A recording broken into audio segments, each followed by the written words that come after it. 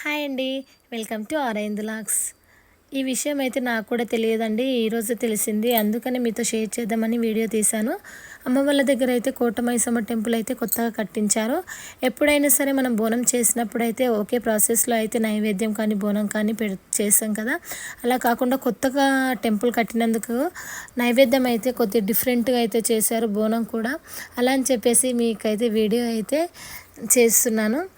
తెలియని వాళ్ళకైనా తెలుస్తుందని నాకు కూడా ఈరోజే తెలుసు ఇలా చేస్తారని. ముందుగా అయితే బోనం కోసం అయితే అంటే మనం చేసే నైవేద్యం కూడా వేరే విధంగానే చేశారండి. నేను ఇందులో చూపిస్తాను. ముందుగా ఒక కుండ అయితే తీసుకొని ఆ కుండకి అయితే బోనం కోసం అయితే నైవేద్యం కోసం అయితే రెడీ చేస్తున్నాము. బోనం రెడీ చేయడం కోసం అయితే పసుపు, మెరుపు, కొద్దిగా కుంకుమ, ఆయిల్ అయితే తీసుకున్నాము. ఆయిల్ అయితే అంటే పసుపు అయితే కొద్దిగా వాటర్లో తడిపి ఇంకా కుండకు మొత్తం అయితే ఇలా రుద్దేసుకోవాలి. ఇలా చేయడం వల్ల అయితే మనకైతే పర్ఫెక్ట్గా బోనం అయితే చాలా అంటే చాలా మంచిగా రెడీ చూడడానికి కూడా బాగుంటుంది.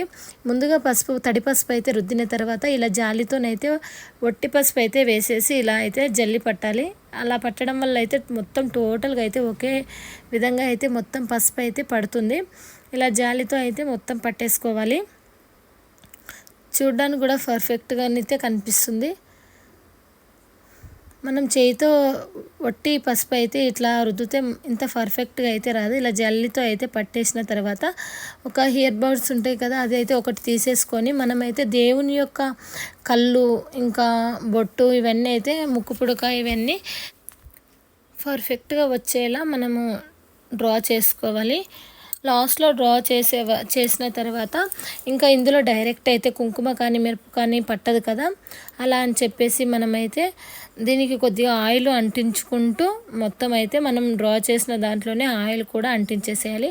ఇలా ఆయిల్ అంటించిన దాంట్లో మనం కుంకుమ మెరుపు అలాంటివి పెడితే పర్ఫెక్ట్గా అయితే పట్టేస్తుంది, క్లియర్గా కూడా కనిపిస్తుంది. కాబట్టి మనం డ్రా చేసుకున్న దాంట్లో ఆయిల్తో కూడా ఒకసారి అయితే ఆయిల్ అయితే అంటించాలి. ఇలా ఆయిల్ అంటించిన తర్వాత ఇందులో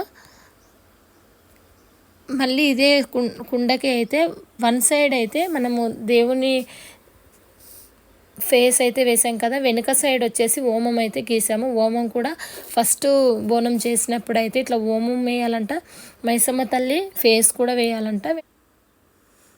ఇంకా ఓమం కూడా ఆయిల్తో రుద్దేసిన తర్వాత ఇందులో కూడా మైసమ్మ తల్లి ఫేస్కి అయితే ముందుగా కుంకుమ అయితే ఫస్ట్ మెరుపు వేద్దాం అనుకున్నాము. మెరుపు వేయొద్దు, ఎప్పుడైనా సరే కుంకుమతో రెడీ చేయాలని చెప్పేసి ఇంకా మళ్ళీ కుంకుమతో అయితే మొత్తం అయితే మైసమ్మ తల్లి ఫేస్ని అయితే కుంకుమతో అయితే ఇలా అయితే రెడీ చేసాము. ఇలా రెడీ చేసిన తర్వాత ఇంకా హోమం కూడా వేసాం కదా, హోమానికి అయితే మెరుపు వేసేసాము. కొద్దిగా డిఫరెంట్గా ఉంటుందని అసలు యాక్చువల్గా ఇలాగని చేయాలంట పద్ధతి. ఇంకా ఇలా అయితే చేసేసాము. ఇంకా కుండకి పైన కూడా ఇలా చుట్టూ మెరుపు అంటించేసి ఇంకా లోపలైతే నైవేద్యం కూడా రెడీ చేసి పెట్టేసేసాము. ఇందులో పెట్టిన నైవేద్యం ఏంటి అంటే కొద్దిగా అన్నము, పెరుగు, నెయ్యి, ఇంకా నూనెతో చేసిన బూరెలండి. ఇంకా ఇవి అయితే వేసేసాము. ఇవి వేసిన తర్వాత మనము ఇంకా పైన పెడతాం కదా, ఆ పైన పెట్టింది కూడా డిఫరెంట్గానే ఉంది. ఇందులో అయితే ఓన్లీ ఇవే పెట్టాలంట. ఇవి వేసిన తర్వాత పైన మనము వేప కొమ్మలు అయితే పెట్టాలి.